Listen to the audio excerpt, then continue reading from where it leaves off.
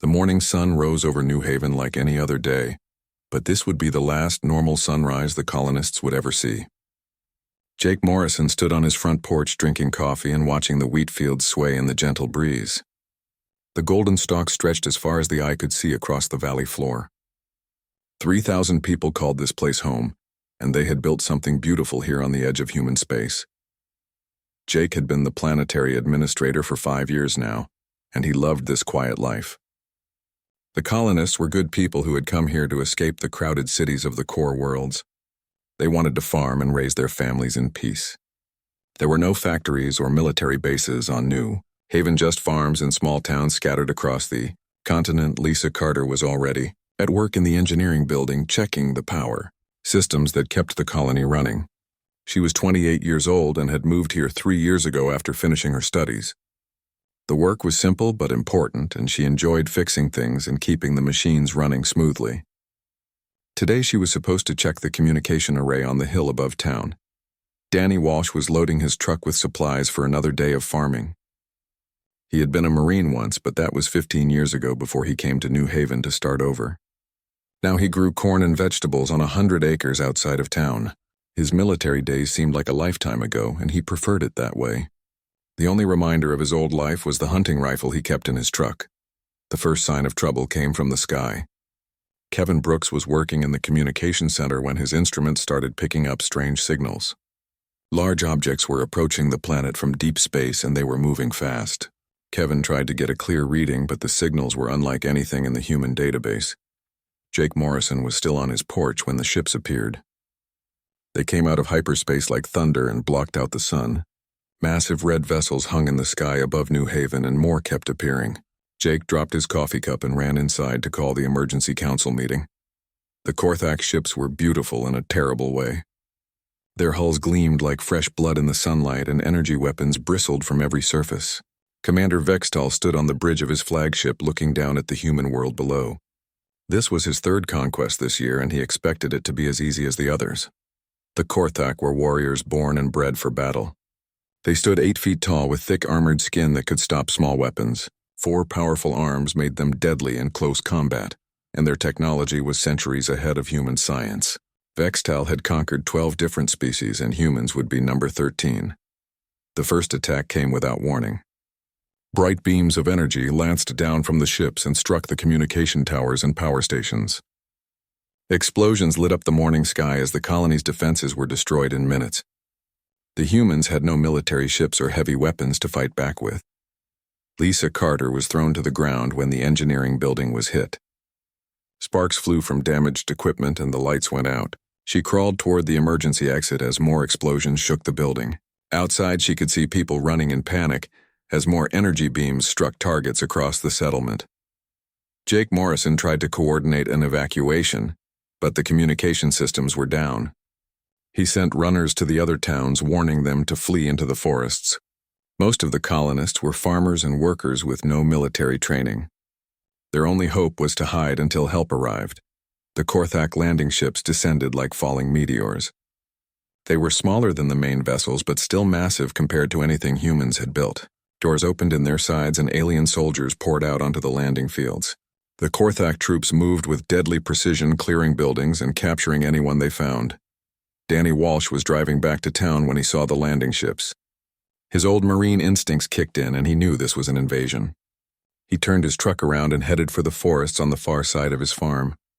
Before leaving, he grabbed his rifle and all the ammunition he could carry. The Korthak soldiers were terrifying to see up close. Their thick skin looked like natural armor, and their forearms moved independently as they wielded weapons and equipment. They wore no helmets because their skulls were already thick enough to stop bullets. Red eyes scanned constantly for threats as they moved through the settlement. Most of the colonists surrendered when they saw the aliens. Fighting seemed hopeless against such advanced beings, and many people had children to protect. The Korthak herded prisoners into containment fields that glowed with blue energy. Anyone who tried to escape was stunned unconscious and dragged back. Lisa Carter was captured while trying to reach her apartment. 2 Korthak soldiers surrounded her with energy shields raised and weapons ready. She put her hands up and let them take her to the containment area near the town center. Hundreds of other colonists were already there, looking scared and confused. Commander Vextal landed with the final wave of troops and established his command post in the town hall. The building was primitive compared to Korthak architecture, but it would serve his purposes. He sent a victory message to the High Command reporting that human resistance had been crushed within 3 hours. The occupation force began organizing the prisoners and searching for any humans still hiding in the settlement. Vextal expected that any survivors would surrender within a day or two when they realized the situation was hopeless. This was how it always went with primitive species, but Danny Walsh had no intention of surrendering. He watched the invasion from a hill 2 miles away and counted the enemy troops and vehicles. His military training told him this was a standard occupation force designed to control a peaceful population. They were not prepared for guerrilla warfare. As night fell over New Haven, Danny made his way back toward the settlement. He had lived on this world for 10 years and knew every trail and hiding place in the surrounding forests. The Korthak might have better weapons and armor, but this was his home, and he would fight for it until his last breath. Commander Vextal stood in the town square where his troops had assembled 50 human prisoners. The morning sun cast long shadows across the pavement as the alien commander prepared to send a message to whoever was disrupting his operations. His red eyes burned with anger as he looked at the frightened colonists. The commander had decided that patience was not working. 2 weeks of guerrilla attacks had made him look weak in front of his own troops, and the high command was starting to ask uncomfortable questions. It was time to use the traditional Korthak method of dealing with insurgents. Fear would succeed where technology had failed. Lisa Carter was among the prisoners forced to stand in the square. She could see the anger in the alien commander's posture, and the way his forearms moved restlessly. Whatever was about to happen would not be good for the captured colonists. She wished desperately that whoever was fighting the Korthak would stay hidden and save themselves. Vextal activated his translator and spoke in words the humans could understand. He explained that 10 prisoners would die for every future attack on Korthak forces. The resistance fighter hiding in the wilderness had one day to surrender, or innocent blood would be on their hands. This was how the Korthak Empire dealt with terrorism and rebellion. The commander selected 10 colonists at random and had them separated from the group. Among them was an elderly farmer named Bill Harris, who had lived on New Haven since the first settlement. His granddaughter screamed as Korthak soldiers dragged him away, but there was nothing anyone could do to help. Danny Walsh watched the execution from a hilltop a mile away using binoculars he had taken from the crashed convoy. The sight of innocent people dying because of his actions hit him harder than any enemy weapon ever could. But he also knew that surrendering would only doom everyone on the planet to slavery or death. The executions were carried out with typical Korthak efficiency. Energy weapons fired in perfect synchronization, and 10 human lives ended in bright flashes of light.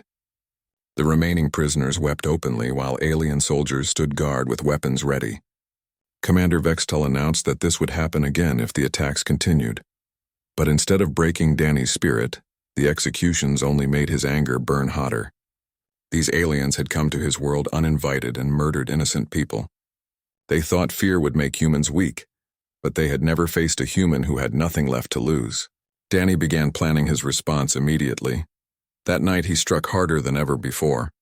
A patrol of 6 Korthak soldiers simply vanished while making their rounds through the residential district. Their weapons and equipment were found scattered across several blocks, but the aliens themselves were never seen again. Danny had used improvised explosives and careful timing to eliminate an entire squad without firing a shot. The psychological impact on the remaining troops was devastating.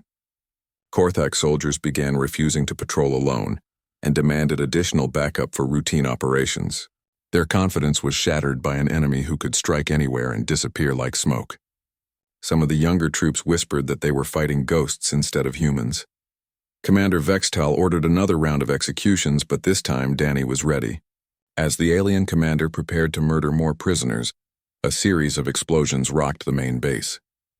Power systems failed across the settlement and communication with the orbital fleet was cut off for several hours. The message was clear that humans would not be intimidated. Kevin Brooks had been watching the Korthak operations carefully, and he noticed something important during the power failure. All their advanced technology was connected through a central network that relied on constant communication with their command ship. If that link could be permanently severed, the ground forces would lose most of their advantages. During the confusion, Kevin managed to slip away from the containment field and make his way to an abandoned building. His knowledge of communication systems might be exactly what the resistance needed to turn the tide. All he had to do was find a way to contact the mysterious fighter who was causing so much trouble for the aliens. Danny had been thinking about the same problem from a different angle. His hit-and-run attacks were hurting the Korthak, but they were not enough to drive them off the planet. He needed to strike at something vital that would cripple their entire operation. The command ship in orbit was too well defended, but maybe there was another way. The answer came when he observed a supply shuttle landing at the spaceport. The small craft carried personnel and equipment between the ground base and the orbital fleet. More importantly, it was connected to the Korthak computer network during loading operations. If someone could get aboard with the right equipment, they might be able to plant a virus in the alien systems. Kevin Brooks was thinking along similar lines as he hid in the ruins of an old warehouse. His expertise was in communication protocols and network security. Given enough time and the right access, he could create a virus that would spread through Korthak systems like wildfire. The problem was getting close enough to their network to upload it. The two men found each other 3 days later, when Danny was scouting the industrial district for supplies. Kevin had been leaving coded messages in places where a guerrilla fighter might look for them. When they finally met, both realized they had pieces of a plan that could work if they were willing to risk everything. Kevin explained how Korthak technology relied on centralized control and networked systems. A properly designed virus could cascade through their entire infrastructure, shutting down weapons, life support, and communication all at once. But it would have to be uploaded directly to a primary network node like the one in a command shuttle. Danny understood the implications immediately. Getting into the spaceport would be nearly impossible, and getting aboard a shuttle even harder. The virus upload would take several minutes, during which time the entire Korthak army would be trying to kill them. It was a suicide mission that would probably fail and definitely cost their lives. But they also knew it was the only chance to save the 3,000 colonists still trapped in alien hands. Every day the occupation continued, more innocent people died, and the situation grew more desperate. If they could cripple the Korthak fleet even temporarily, it might give human reinforcements time to arrive. The two men spent the next week preparing for their desperate gambit. Kevin worked on the virus using salvaged computer equipment, while Danny gathered explosives and weapons for the assault on the spaceport. They both knew the odds were against them, but they also knew that sometimes the impossible was the only option left. Lisa Carter and the other prisoners watched as Korthak troops became increasingly nervous and aggressive. More executions followed each guerrilla attack, and the aliens seemed to be losing control of the situation. She began to hope that maybe the resistance was winning, even though victory seemed impossible. Commander Vextal sent increasingly frantic reports to his superiors as the situation deteriorated. His reputation was already damaged, and he could not afford any more failures. The High Command had hinted that a replacement might be necessary if he could not restore order soon. Everything depended on capturing or killing the human insurgents before his career was destroyed. As the third week of occupation began, Danny and Kevin made their final preparations. Tomorrow they would either free New Haven or die trying. Both men wrote messages for any human forces that might eventually arrive, explaining what they had attempted and why. Then they checked their weapons one last time and prepared for the most important mission of their lives. Commander Vextal stood before the communication console in his temporary headquarters, feeling very pleased with himself. The conquest of New Haven had gone exactly as planned, and now he could report another successful operation to his superiors. The humans had been even easier to defeat than the bird-like Zelani or the insect colonies of Proxima 7. The commander began recording his victory message. His red eyes gleamed with pride as he spoke of how quickly his forces had crushed human resistance. According to his tactical analysis, the species was soft and weak with no real fighting spirit. The few remaining holdouts in the wilderness would either surrender or die within days. Vextal transmitted his report along with detailed scans of human technology and biology. The High Command would be impressed by how efficiently he had handled this assignment. Perhaps they would give him command of a larger fleet for the next campaign against the human core worlds. The Korthak soldiers began their occupation duties with typical military precision. They established patrol routes through the settlement and set up guard posts at key locations. Prisoners were processed and cataloged for potential use as slave labor. The aliens had done this many times before, and they knew exactly how to control a conquered population. But something was different about New Haven. On the second night after the invasion, a supply convoy disappeared while traveling between the spaceport and the main base. The vehicles were found empty the next morning, with no signs of the drivers or cargo. Security cameras showed nothing but static during the time of the incident. Danny Walsh had been watching the Korthak patrol pattern since the invasion. He knew they relied on their advanced sensors and technology instead of basic fieldcraft. The aliens seemed to think their equipment would warn them of any danger, but Danny had learned to move without triggering their detection systems. The missing supply convoy was his first real strike against the occupation force. Danny had used an old mining charge to block the road, then picked off the drivers with his rifle from long range. The supplies included food rations and ammunition that would be useful for future operations. More importantly, he had shown that the Korthak were not invincible. Lisa Carter watched from her containment field as more alien troops arrived to investigate the missing convoy. The Korthak seemed genuinely confused by what had happened. Their scanners and sensors found no trace of whoever had attacked their people. She began to hope that maybe someone was fighting back. Commander Vextal received the report about the convoy with growing irritation. His troops were telling him that human resistance fighters had somehow evaded all their security measures. This was impossible according to every tactical manual in the Korthak military database. Primitive species did not possess the skills or technology to challenge his forces. The commander ordered increased patrols and additional sensor sweeps of the surrounding area. He was confident that his advanced equipment would locate any remaining humans within hours. The idea that a single enemy could pose a serious threat to his entire operation was laughable. But Danny Walsh had spent 15 years learning the land around New Haven, and he knew places where no sensors could find him. Old mine shafts and natural caves provided perfect hiding spots for weapons and supplies. Streams and rocky ground left no tracks for the alien scouts to follow. The forests were thick enough to hide an army if you knew where to look. On the fourth night, Danny struck again.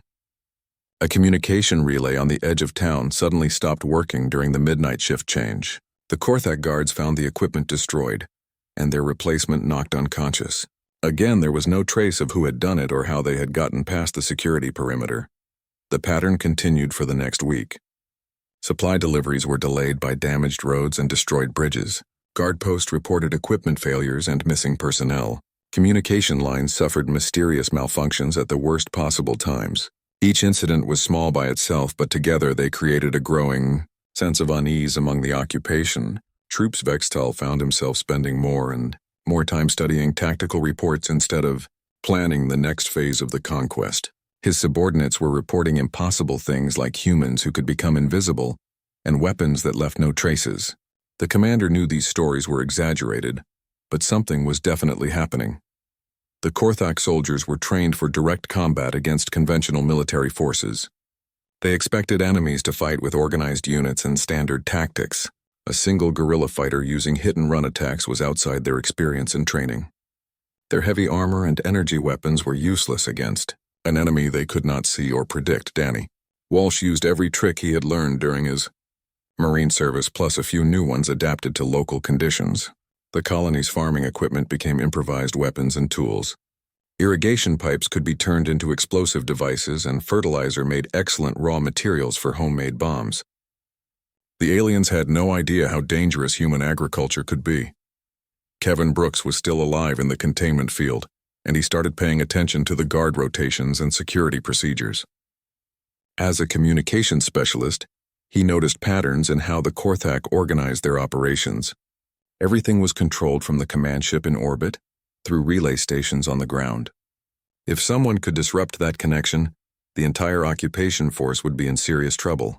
The psychological effect of Danny's campaign was becoming obvious to anyone who watched the alien troops. Korthak soldiers who had seemed invincible during the invasion now jumped at shadows and checked their equipment constantly. They moved in larger groups and avoided isolated positions whenever possible. Commander Vextal finally admitted to himself that he had a problem. One human was somehow making his entire battalion look incompetent. The High Command would start asking questions if this situation continued much longer. His reputation as a successful commander was at stake, and he could not allow some primitive farmer to ruin his career. The commander called a staff meeting and demanded answers from his officers. How could one human continue to evade their best troops and most advanced equipment? Someone must be helping the resistance fighter or providing him with alien technology. There had to be a logical explanation for what was happening. But the truth was simpler and more disturbing than Vextal wanted to admit. Danny Walsh was just a human who refused to give up. He had no advanced weapons or outside help. All he had was determination and the knowledge that innocent people were counting on him to keep fighting. For a human, that was enough. As the second week of occupation began, Danny prepared for his boldest strike yet. He had been watching the aliens long enough to understand their weaknesses and habits. The time had come to show them what human stubbornness really meant when pushed to the limit. The spaceport sat on a flat plain 2 miles from the main settlement, surrounded by open ground that offered no cover for approaching attackers.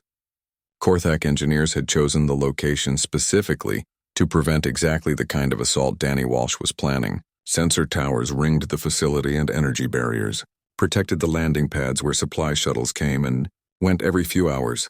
Danny crouched in a drainage ditch at the edge of the security perimeter, watching the alien guards through his binoculars. 3 weeks of guerrilla warfare had taught him their patrol patterns and shift changes down to the minute. The Korthak were efficient, but they were also predictable.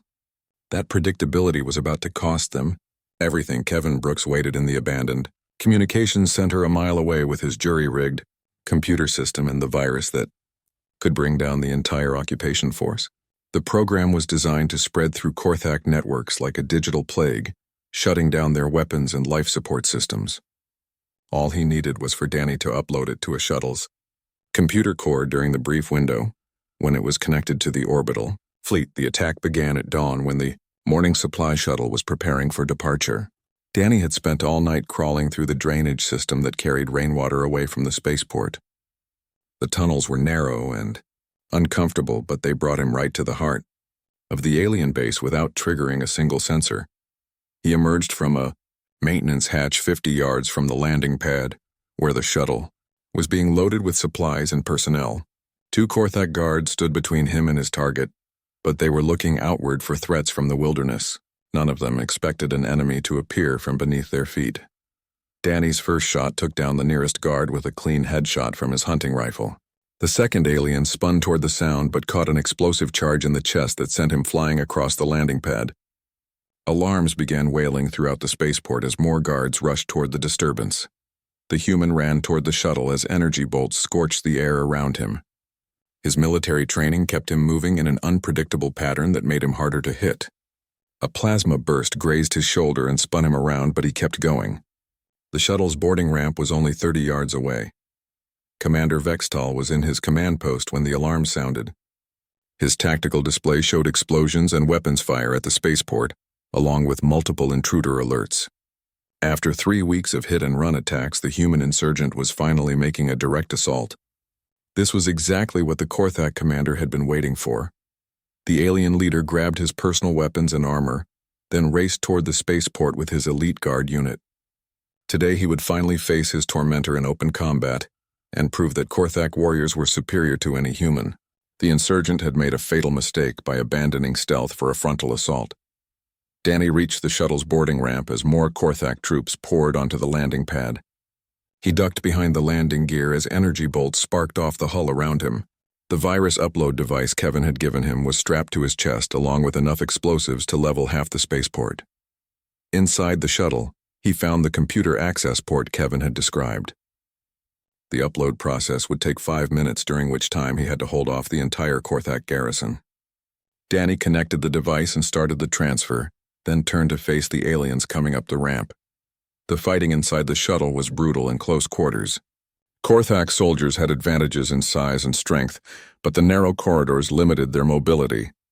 Danny used grenades and automatic fire to keep them back while the virus slowly copied itself into the alien computer systems. Kevin watched his instruments from the communications center as the upload progressed. The virus was spreading through the shuttle's network and would soon reach the orbital fleet. Already he could see Korthak systems beginning to malfunction as the program attacked their control protocols. In a few more minutes, the entire occupation force would be crippled. But Danny was running out of ammunition and the Korthak were pressing their attack harder. A plasma bolt caught him in the leg and sent him crashing into the shuttle's bulkhead. Blood ran down his face from a dozen cuts and his vision was starting to blur. The upload indicator showed 90% complete. Commander Vextal arrived at the spaceport just as the virus reached his command systems. Warning lights flashed throughout his mobile headquarters as weapons and communication systems failed one by one. The human had somehow planted a cyber weapon in their network and it was spreading like poison through every connected device. The alien commander realized what was happening and rushed toward the shuttle with his remaining guards. The insurgent had to be stopped before the virus could complete its work. Everything depended on reaching the human before the upload finished, and their entire fleet was compromised. Danny saw the tall alien commander approaching through the shuttle's viewport. This had to be the leader of the invasion force coming to finish the job personally. The upload indicator showed 95% complete, but Vextal would reach him in seconds. There was no time left for careful tactics. The human pulled the pins from his last 2 grenades and stumbled toward the shuttle's exit. His leg was barely supporting his weight, and blood loss was making him dizzy. Behind him, the computer continued its deadly work uploading Kevin's virus to the Korthak fleet. Just a few more seconds and it would be done. Vextal entered the shuttle to find Danny waiting for him in the main corridor. The human looked terrible with blood covering his face and one leg dragging behind him, but his eyes still burned with determination and his hands held 2 armed grenades. The alien commander raised his plasma rifle knowing this would be their final confrontation. The 2 enemies faced each other across 10 feet of shuttle corridor. Everything they had fought for came down to this moment. Vextal had his superior weapons and armor while Danny had his grenades, and the knowledge that the virus upload was almost complete. Both of them knew only one would leave the shuttle alive. Danny smiled through the blood on his face and said something in the human language that Vextal's translator could not process. Then the grenades exploded and the shuttle's interior became a storm of fire and shrapnel. The blast threw both fighters against the bulkheads and filled the air with smoke and debris. When the smoke cleared, Commander Vextal struggled to his feet among the wreckage. His armor had protected him from the worst of the explosion, but he was badly injured. The human lay motionless against the far wall, apparently killed by his own grenades. The computer display showed the upload had reached 100% just before the explosion. The virus was now spreading through every Korthak system connected to the network. Weapons failed throughout the fleet while life support systems shut down randomly. Communication between ships was cut off and orbital defenses stopped responding to commands. The entire invasion force was suddenly blind, deaf, and helpless. Vextal limped out of the destroyed shuttle and surveyed the chaos spreading across his base. The human's desperate gambit had succeeded beyond anything the alien commander had thought possible. His career was ruined and his forces were crippled, but at least the insurgent was finally dead. Or so he thought until he saw movement in the shuttle's wreckage. Danny Walsh was somehow still alive despite injuries that should have killed any human. The man was trying to stand up using the bulkhead for support. Blood ran from dozens of wounds, but his eyes still showed the same stubborn determination that had made him so dangerous. Commander Vextal raised his weapon to finish the job, but found that his plasma rifle was dead like everything else connected to the Korthak network. The virus had spread to every piece of equipment, leaving his forces helpless. All he could do was watch as the impossible human pulled himself upright and prepared for whatever came next. Commander Vextal stood over Danny Walsh's broken body and felt the sweet taste of victory filling his mouth. The human insurgent who had caused him so much trouble was finally defeated. Blood pooled beneath the man's still form and his breathing was so shallow it was barely visible. The stubborn farmer who had dared to challenge the Korthak Empire was finished. The alien commander activated his personal communicator to broadcast his triumph to the entire fleet. His voice carried across the galaxy as he described the final defeat of human resistance on New Haven. This message would serve as a warning to every species that might consider opposing Korthak expansion. No enemy could stand against their superior technology and warrior culture. Vextal spoke of his personal combat with the insurgent leader and how primitive human weapons had proven useless against Korthak armor and training.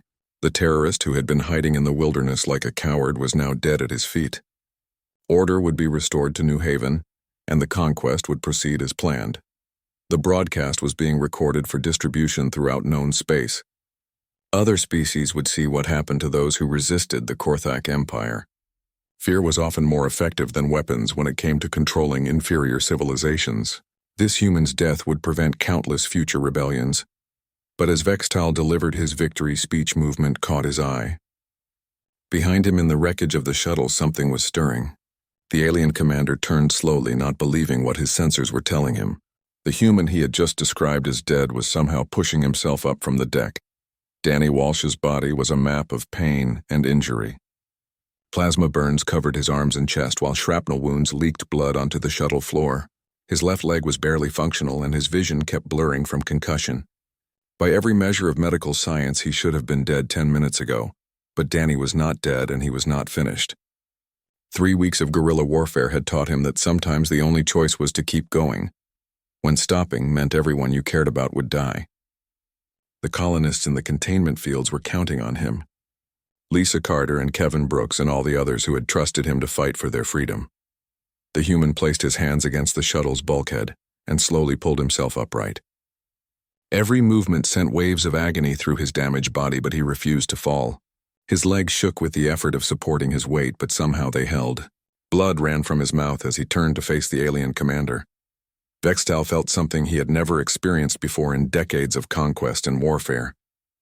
The emotion was completely foreign to Korthak psychology, but humans would have recognized it immediately as fear. Not fear of death or injury, but fear of something far worse. Fear of an enemy who would not accept defeat no matter what the cost. The alien commander's forearms trembled as he watched the impossible human stand when he should be dead. This went against everything Vextal knew about biology and psychology.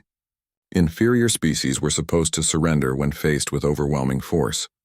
They were not supposed to keep fighting when victory was impossible. Danny's voice was weak, but it carried clearly across the destroyed shuttle and out through the still-active communicator. His words were being broadcast to every Korthak ship in the fleet and beyond that, to species across the galaxy who monitored their transmissions. What he said next would become legend among the stars. The human looked directly at Commander Vextal and spoke with blood running down his chin. "You want to know what makes humans different from every other species you have conquered? We do not know when to quit fighting. We do not know when to accept defeat. Even when we should surrender, we keep standing up." Danny's hand moved slowly toward the detonator for the remaining explosives strapped to his chest. The virus Kevin had created was already spreading through Korthak systems, but this would finish the job. The communication array that connected ground forces to their orbital fleet would be completely destroyed. Even when every logical thought tells us to lay down and die, we find a way to keep going. Even when our bodies are broken and our weapons are gone, we still refuse to give up. That is what you never understood about humans. That is why you will never truly defeat us no matter how many worlds you conquer. The alien commander tried to move toward Danny but found his legs would not obey him. The sight of the standing human had triggered something deep in Korthak genetic memory, a primal recognition of a predator that could not be stopped or reasoned with. For the first time in his military career, Vextal was paralyzed by fear. You can kill our bodies and destroy our cities, but you cannot break the human spirit. Every world you take will cost you more than the last one. Every human you face will fight harder than the one before. We will never stop. We will never surrender. We will never give you a moment's peace as long as one of us still draws breath. Danny's thumb hovered over the detonator as he delivered his final words. The explosives would destroy the communication array and leave the Korthak ground forces completely cut off from their fleet. More importantly, his defiance was being broadcast across the galaxy for every oppressed species to hear. And if you think one human standing against impossible odds is dangerous, just wait until you see what we do when we are angry. Just wait until you see what happens when Earth learns what you did to New Haven. Just wait until you discover what human vengeance really means. The explosion that followed shattered more than just the communication array. It broke the myth of Korthak invincibility and showed the galaxy that even the mightiest empire could be challenged by a single person who refused to quit. The shockwave sent Vextal flying across the landing pad, while chunks of metal rained down around him. When the alien commander regained consciousness hours later, his world had changed forever. The virus had completely crippled his fleet, while the destruction of the communication array left his forces isolated and leaderless. Worse still, the colonists had heard Danny's final broadcast and risen up against their captors. Lisa, Carter led the breakout from the containment fields while Kevin Brooks restored power to the human communication systems. The Korthak soldiers found themselves outnumbered and surrounded by angry farmers who had learned that resistance was possible. Without their advanced weapons and coordination, the aliens were just big, slow targets. Commander Vextal tried to restore order, but his authority was shattered along with his equipment. The human insurgents' final stand had broken something fundamental in Korthak psychology. The troops who had seemed invincible 3 weeks ago now jumped at shadows and refused to patrol alone. When human reinforcements finally arrived, 2 weeks later they found New Haven free and the Korthak occupation force in complete disarray. The aliens surrendered without a fight and begged to be allowed to leave the planet. Their reports to the High Command would convince the Empire to avoid human space for decades to come. Danny Walsh's sacrifice became the stuff of legend throughout the galaxy. The story of the human who stood when he should have fallen spread to every oppressed world and inspired countless resistance movements. His final words were carved into monuments and taught to children as proof that tyranny could never truly win. But perhaps the most important audience for his message was humanity itself. When Earth learned what had happened at New Haven, the response was swift and terrible.